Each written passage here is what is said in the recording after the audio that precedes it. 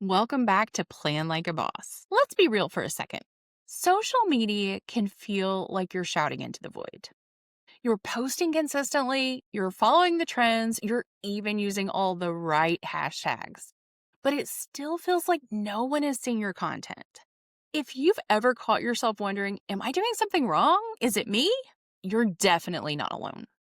Here's the truth, your business may not be the problem. You might just be invisible. So today, we're diving into the three biggest signs your business is invisible on social media and how to fix each and every one. So your post actually starts showing up in front of the people who want what you're offering. Because visibility isn't about being famous or viral, it's about being findable. Let's make sure your people can actually find you. Okay, so sign number one, you're talking to everyone, which means you're talking to no one. This one's super common, especially for creatives and multi-passionate entrepreneurs who just wear a lot of hats. You're posting about your services, your behind the scenes, your new offer, your favorite planner, your morning coffee. And while it's all you, it's not always clear who you're for. If someone lands on your page and can't instantly tell what you do or how you can help them, they're going to scroll right past. So here's how to fix it. Number one, niche down your messaging.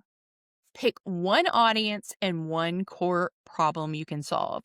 Now, I know what you're thinking out here. Oh, but I'm multi-passionate. I do different things. That's great. Good for you. Love that for you. Keep doing multiple things. But arrange your content to only focus on one of those things at a time. It doesn't mean you have to get rid of the other things. It simply means that they need to have their own season. Set your content up on repeat for your multiple things, but do it at a time. So maybe 1 month you're focusing in on your membership. And then the next month, you're focusing in on a product you just created, maybe a new planner. Focus in on one thing at a time. Now, the second thing you need to do is clarify your bio. Your Instagram bio, your TikTok bio should act like a billboard.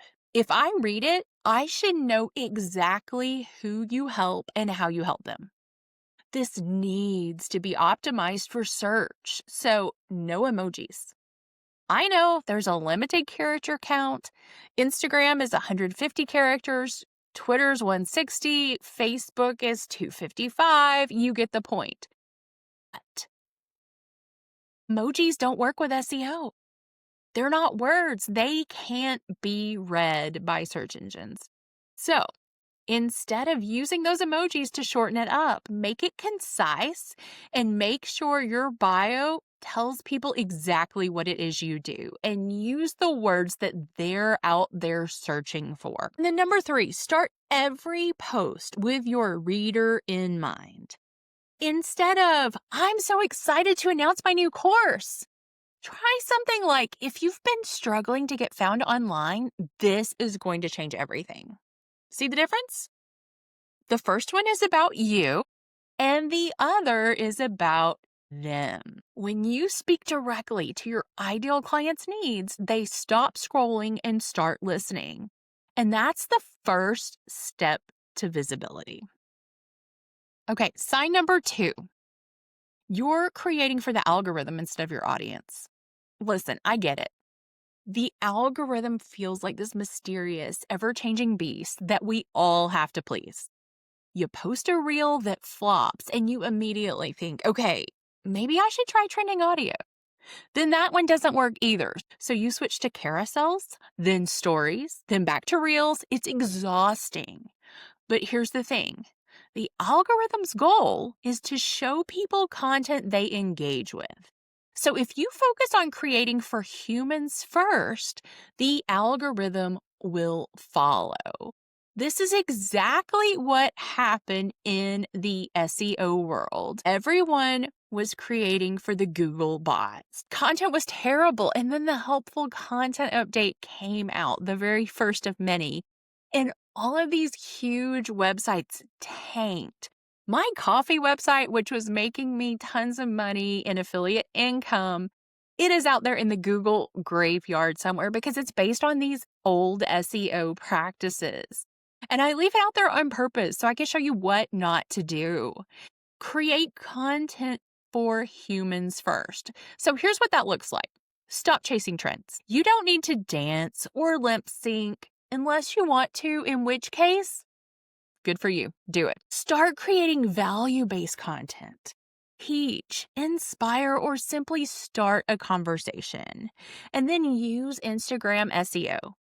Write your captions with keywords that your audience would actually type into the search bar. For example, instead of 5 ways to grow your business, try 5 ways to get more clients using Instagram SEO.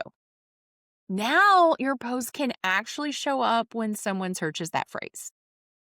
Create content around questions they're already asking you. When your content is optimized for search and written for humans, it becomes discoverable and relatable, which is the perfect visibility combination. Okay, sign number 3. You're showing up inconsistently or not at all. I know, that one stings a little or a lot, but I promise this is not about guilt. Life gets busy. You've got clients, you have family, maybe kids, maybe a full-time job. But here's the reality. If your audience only sees you pop up once every few weeks, they forget you exist. And I say this with all the love in the world, but I'm going to mom you for a second.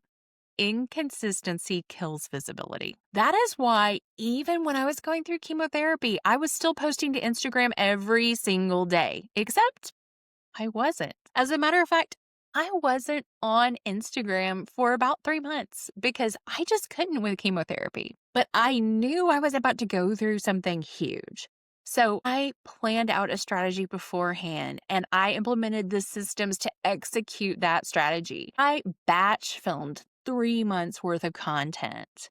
I repurposed content and I scheduled it all to go out. So I was gone for 3 months because I was dealing with a major life event, still growing my hair back, but nobody really noticed. And that's the best part. So let's redefine consistency for a second. For me, it was batch filming 3 months worth of content, but it doesn't mean you have to post every single day. It means you need to show up predictably, even if that's twice a week or even once a week.